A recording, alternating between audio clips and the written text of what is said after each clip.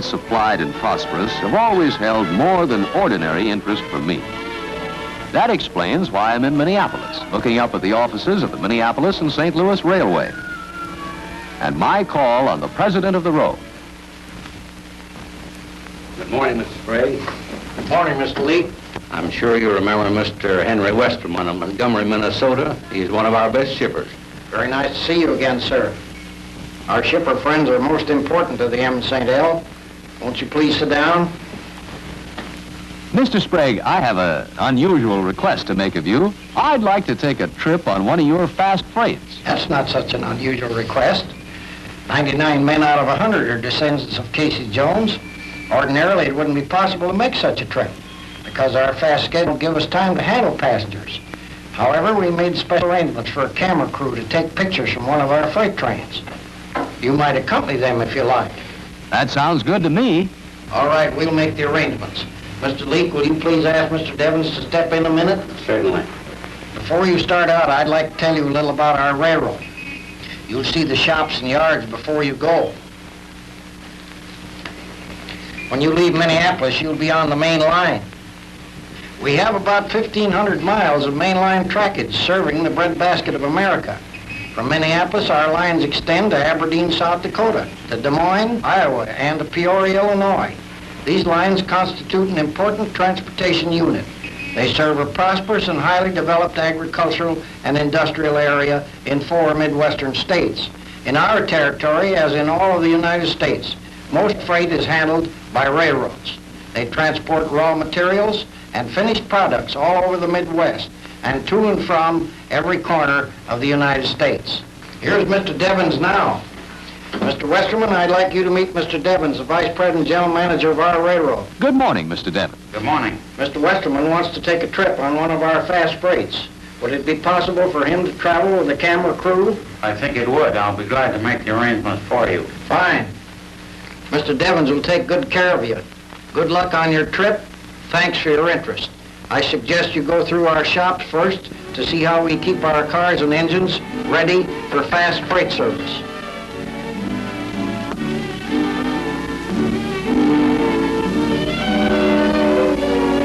At the Cedar Lake Yard, modern shop facilities for both steam and diesel locomotives. This 282 engine is scheduled to be rebuilt in the shops. In the shop, it is literally torn apart.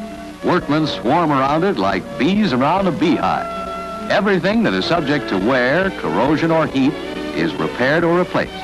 Parts and castings are machined to the required accuracy, and behind each operation is a plan that will increase the tractive force and the efficiency of the locomotive. When the job is finished, a new number 623 is ready for service. The M&StL's growing fleet of diesel locomotives is serviced in this large diesel shop. A 3-section diesel number 445 comes in for a routine servicing. Locomotives such as 445 are the glamour girls of the M&StL. They make fast freight service possible. Work on diesels is divided into 3 classes. Daily maintenance, which consists of inspection, cleaning, lubricating, and fueling after each run. Monthly maintenance, which consists of repair or replacement of everything that shows signs of needing it, and major overhauls. When it is necessary to remove trucks for servicing, the job is done with hydraulic hoists and a transfer table.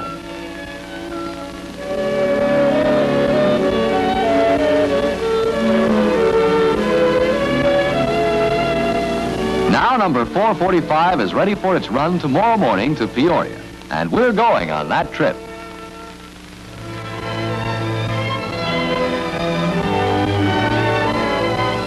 Now, how about the cars and the freight that make up a freight train? The M&StL has a fleet of over 5,000 freight cars, almost all new in the last 5 years. Empties are collected in the car storage yards, where they are checked to make sure they are in good condition. When needed, they are shunted onto sidings to be loaded. Much freight originates at the local freight loading station. It is called LCL freight. That means less than carload freight.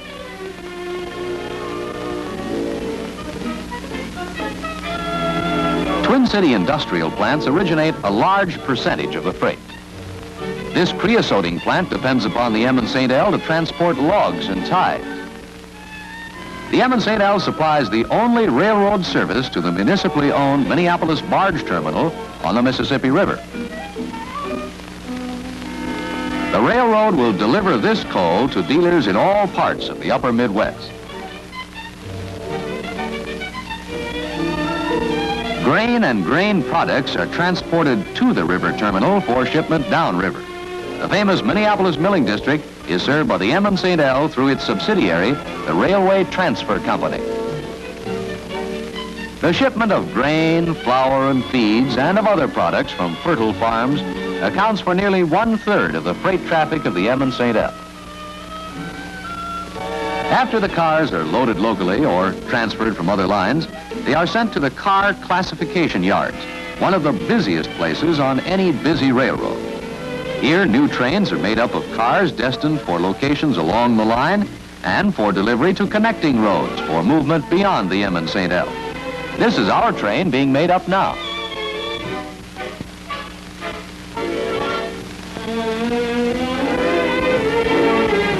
The car inspector makes sure that the train is ready to roll. The last car added to a freight train is the caboose. It is the office of the conductor. The engineer and the fireman climb aboard. Now it is the job of the dispatcher to get us out of the yard and onto the main line. The dispatcher handles all train movements. Since the M&StL operates no fast passenger trains, minimum train control equipment provides for safe operation.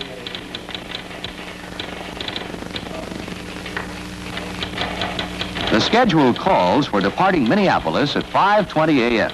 And at exactly 5:20, the engineer gets the highball from the conductor and we roll out of the yard.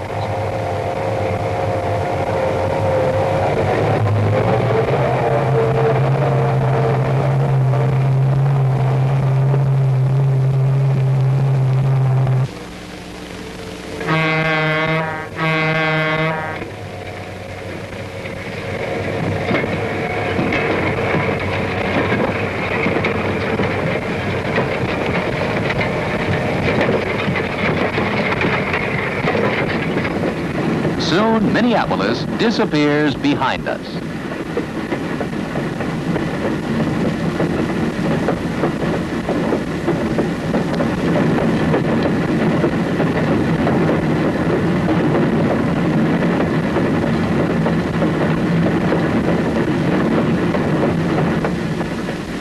The conductor's duties commence right away. At any station along the line, he may leave reports or pick up train orders. From bays at each side of the caboose, the conductor and brakeman keep an eye on the train. It's the job of the conductor to take care of the paperwork associated with running the train.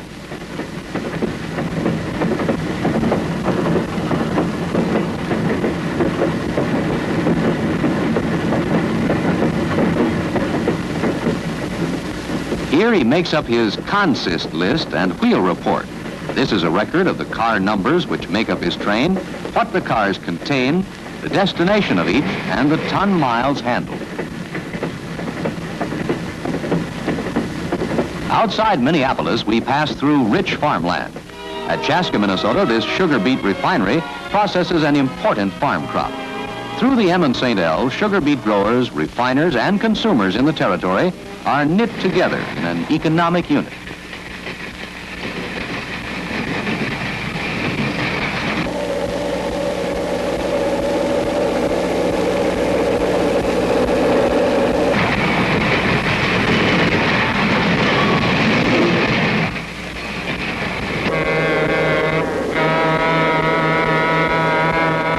Maintenance of way, which means keeping track and roadbed in good condition, is one of the biggest expenses on any railroad.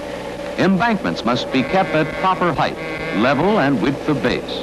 Ditches must be kept free of tall weeds, so water will drain off. Cracked and warped ties have to be replaced. Even rails, plates, and angle bars are damaged by corrosion and wear. Smoother, faster freight service depends upon good maintenance of way. In the past 10 years, the M&StL rebuilt over 500 miles of mainline track with crushed rock ballast, grade A hardwood ties, and new rails.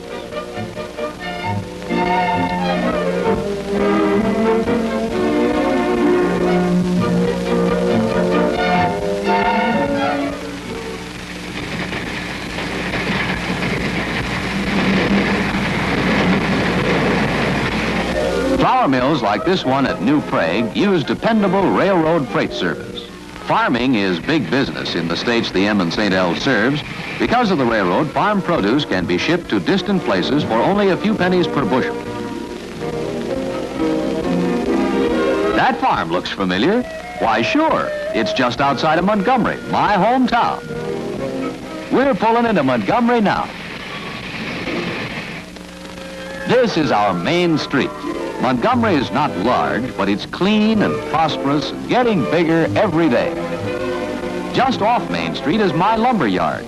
Behind the new office is the M&StL freight station and our storage sheds for lumber and coal.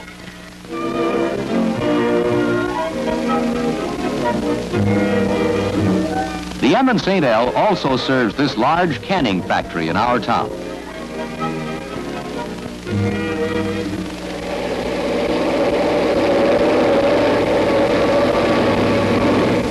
I thought it a little chilly inside the caboose, so the brakeman poked up the fire.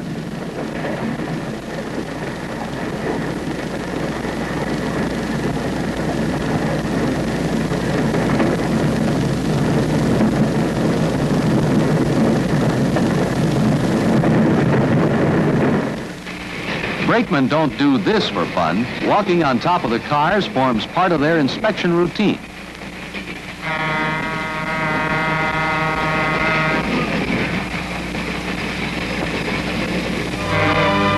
The men who represent the M&StL in hundreds of small towns and cities are highly respected, both in their communities and by the railroad. In small and medium-sized towns, the station agent is often the only representative of the railway.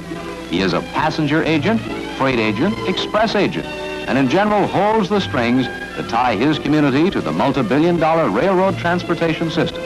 Often he issues the orders and then carries them out.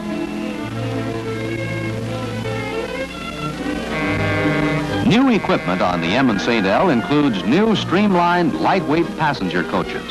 These coaches are identical with those in service on many large passenger roads.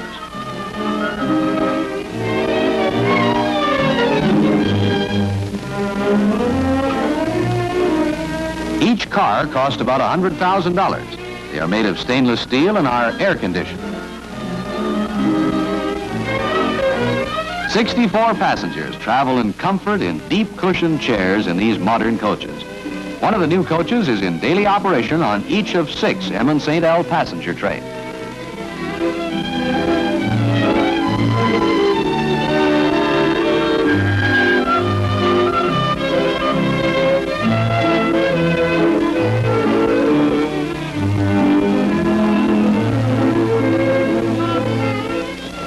While we are traveling by fast freight toward Peoria, other M&StL trains are carrying on the railroad's business on secondary and branch lines.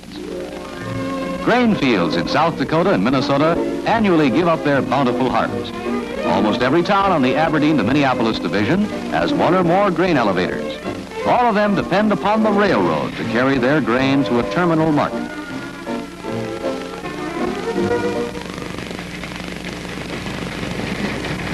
A large section of rich farm country is served by the M&StL line that runs between New Ulm, Minnesota and Des Moines, Iowa. This flour mill at New Ulm receives grain shipped from the country elevators.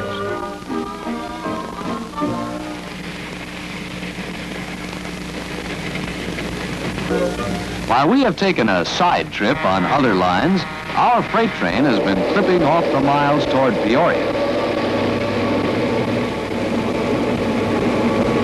Albert Lea, Minnesota is both a principal junction point with other railroads and with the M&StL branch line. Many flourishing industries in Albert Lea are served by the M&StL. This plant manufactures laminated wooden rafters.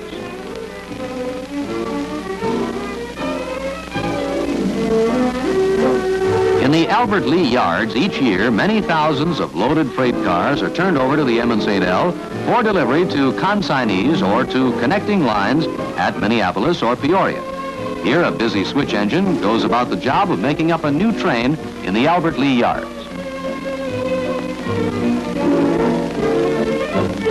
When the caboose is coupled on behind the last car, this train is ready to roll.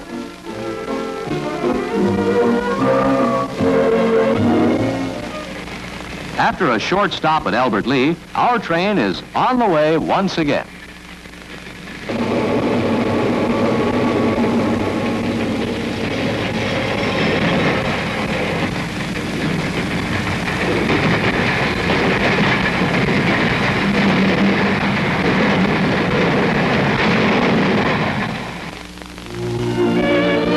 Miles south of Albert Lee is Mason City, Iowa, where two large cement plants are served. Modern covered cement hopper cars, furnished by the M&StL, speed the safe delivery of cement. Mason City is also an important meat packing center. Thousands of head of livestock arrive by rail each year.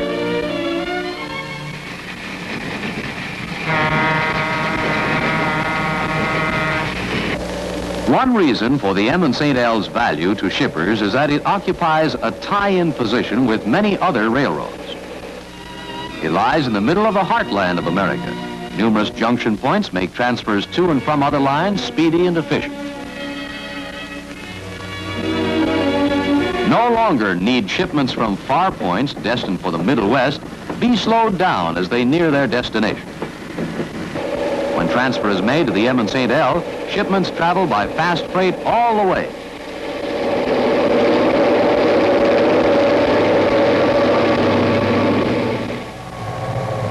Our next stop is Marshalltown, Iowa. It is a division point, and we change train crews here.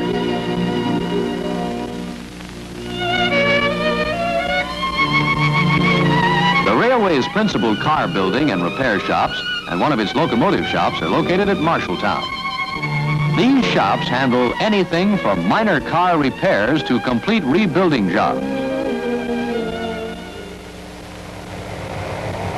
With a new crew aboard, we pull out of Marshalltown for the run into Peoria.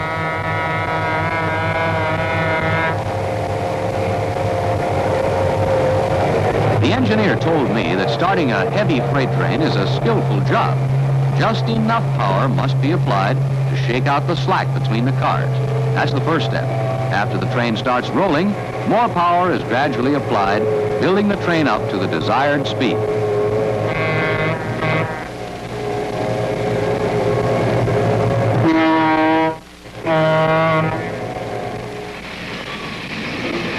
In a few minutes, we are speeding toward Oskaloosa, Iowa.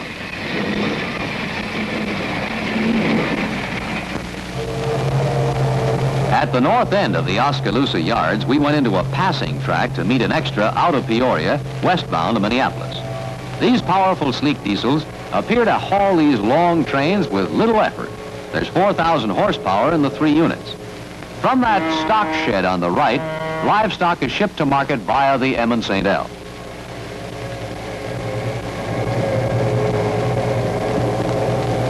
The M&StL has few large passenger stations, but the Oskaloosa station compares favorably with those of any railroad.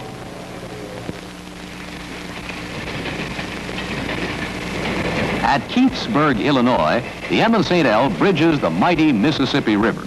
The Keithsburg Bridge, almost a mile in length, is a modern all-steel bridge of the truss type, equipped with a draw span to permit passage of boats.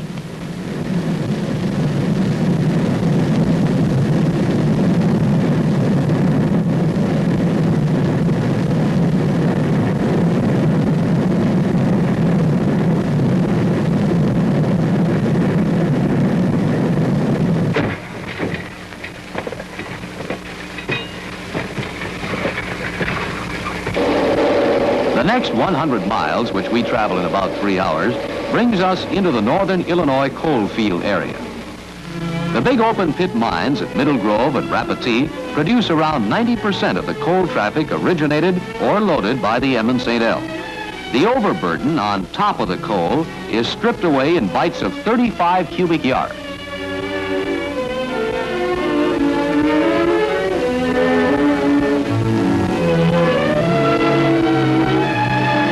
This shovel loads coal 15 cubic yards at a time.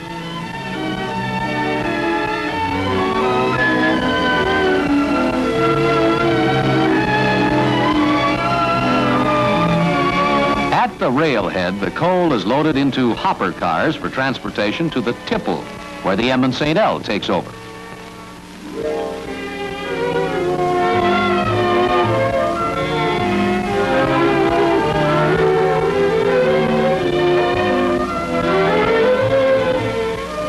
Moving about 1,400,000 tons of coal a year from this area means 28,000 car loadings. The railroad keeps plenty of empties available to handle the job.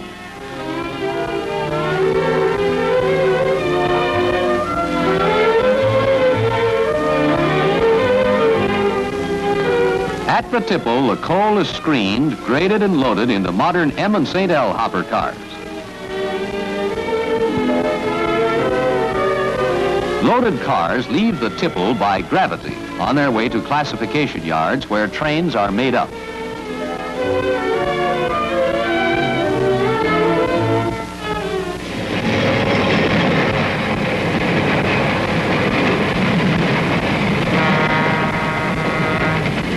"45 miles east of Rapatee, we start down Kickapoo Hill into Peoria.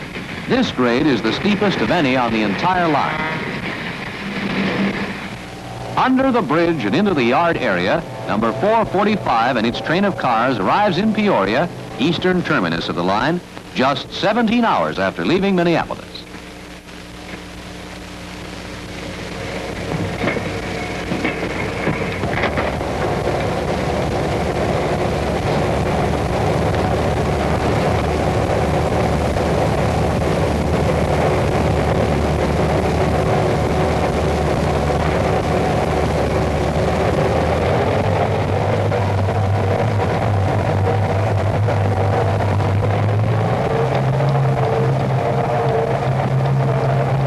Diesel moves to the roundhouse at Peoria for refueling. Each of the 3 units of number 445 holds 1,200 gallons of fuel, 3,600 gallons for the entire locomotive.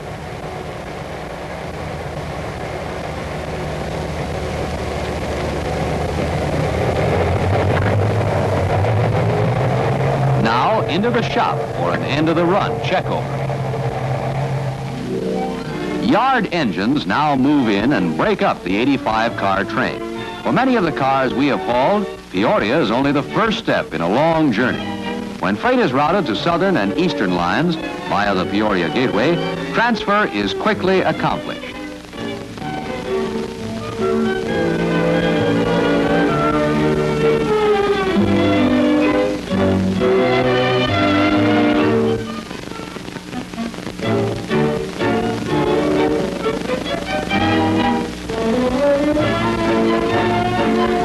The city of Peoria is a rich and progressive community of more than 125,000.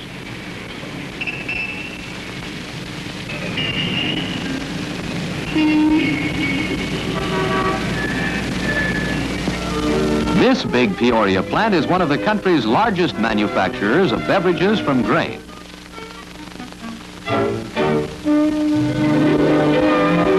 This company manufactures agricultural and road construction machinery. And this Peoria industry specializes in modern highway construction equipment. After a night's rest in one of Peoria's leading hotels, I returned to the M&StL yards. I had no sooner gotten aboard the train than we were ready to make the return trip.